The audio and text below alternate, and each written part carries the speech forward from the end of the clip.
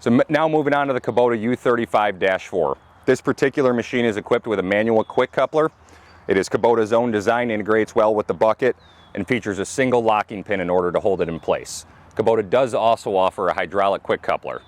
So now we're going to talk about the U35 interior. Nice comfortable cab, nice seat. Couple of things that we did notice when we were checking this machine out.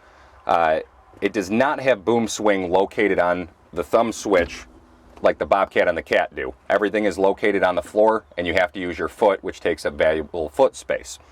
The other thing we noticed is the display panel. It is digital, single color. It is not touchscreen, does not integrate with the rear camera, and also the radio is totally separate from it.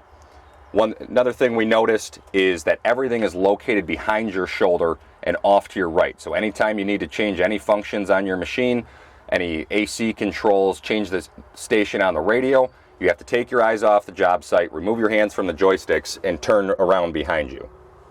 All right, so now moving on to the maintenance features on the Kubota U35.